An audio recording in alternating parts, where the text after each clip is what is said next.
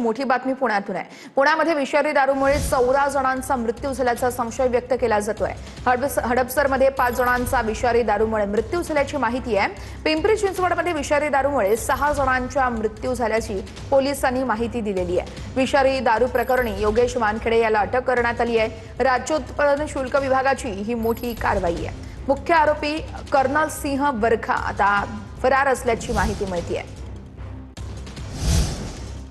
बातमी मोठी आहे। फॉरेन्सिक टीम दापोडी पोलीस स्थानकामध्ये दाखल झालेली आहे। विषारी दारूचे सॅम्पल घेण्यासाठी फॉरेन्सिक टीम दाखल झालेली आहे।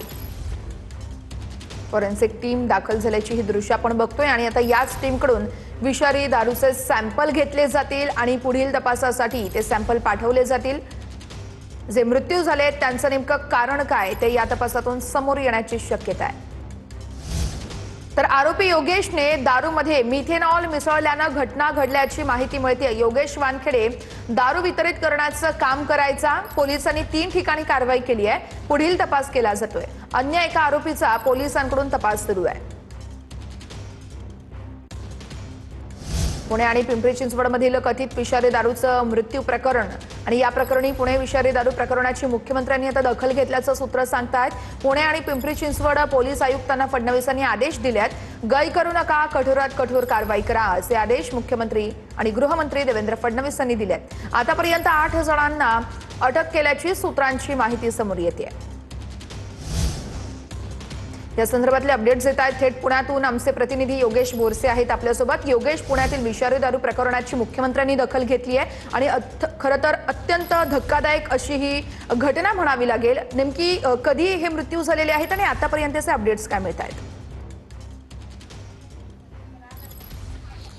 वर्षा, ज्या पद्धतीने पुण्यातील पिंपरी चिंचवड असू दे किंवा पुण्यातील हडपसर पांढरेमळा या ठिकाणी विषारी दारू पिऊन मृतांचा आकडा हा वाढताना दिसतोय।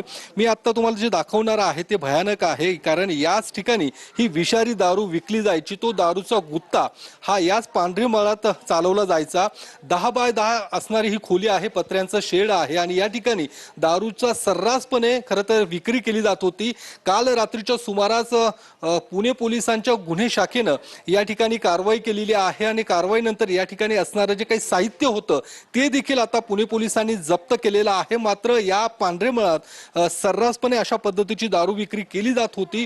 पुणे पोलिसांचं कुठेतरी याकडे दुर्लक्ष होत होतं का, हा देखील गंभीर प्रश्न या निमित्ताने उपस्थित केला जात आहे। कारण याच पांढरेमळा परिसरातील 4घांचा विषारी दारू पिऊन मृत्यू झाल्याची माहिती स्थानिक नागरिकांकडून दिली जात आहे आणि अंत्यविधीची देखील या ठिकाणी तयारी सुरू करण्यात आलेली आहे। इथल्या महिलांमध्ये संताप, आक्रोश पाहायला मिळतो की इथली दारू कायमस्वरूपी बंद करावी अशा पद्धतीची मागणी या ठिकाणी केली जात आहे। आपण पाहू शकतो या लोकवस्तीमध्ये असणारं हे अतिशय छोटं 10 बाय 10चा असणारा हा जो रूम आहे, पत्र्यांचं शेड आहे आणि आजूबाजूला ही घरं आहेत, रहिवासी आहेत, महिला या ठिकाणी राहत आहेत आणि याच परिसरामध्ये अशा पद्धतीने ही दारू विक्री केली जात होती आणि ही दारू पिऊनच इथल्या 4घांचा मृत्यू झालेला आहे। कदाचित आकडा आणखी वाढण्याची शक्यता देखील व्यक्त केली जात आहे, कारण जवळपास 15च्या पुढे दारूमुळे विषारी दारू पिऊन मृतांचा आकडा हा वाढलेला आहे। त्याची संख्या आणखी वाढण्याचा देखील अंदाज पोलिसांकडून व्यक्त केला जात आहे। मुख्यमंत्र्यांनी या सर्व प्रकरणाची आता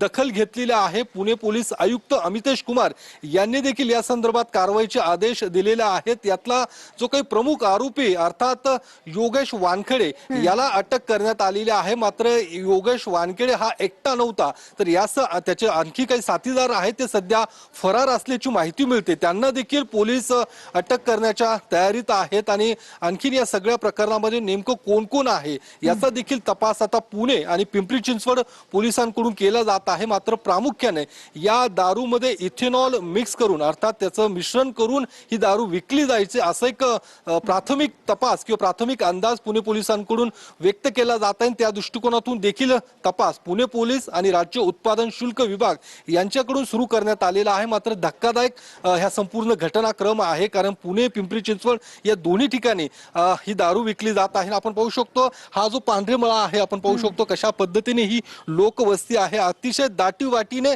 या परिसरात लोक राहतात, पत्र्याचं शेड करून या परिसरात लोक राहत आहेत आणि याच ठिकाणी अशा पद्धतीने जो काही व्यवहार जो काय आहे नैतिक व्यवहार हा या ठिकाणी सुरू होता. सर्रासपणे दारू विक्री सुरू होती. ज्या महिलांनी जो आरोप केलेला आहे, अर्थात पोलिसांना हप्ते या ठिकाणी मिळत होते, त्यामुळे ही दारू सर्रासपणे विक्री केली जात होती असा देखील आरोप स्थानिक महिलांनी केलेला आहे. कारण या इथल्या रहिवाशांना दारू पिल्यानंतर सुरुवातीला मळमळ होणं, निश्चितच नंतर योगेश, उलट्या त्यामुळे आता पोलीस आणि अर्थातच फॉरेन्सिक टीम कशा पद्धतीने तपास करते याकडे आपलं लक्ष असेल. तुर्तास धन्यवाद दिलेल्या माहितीसाठी.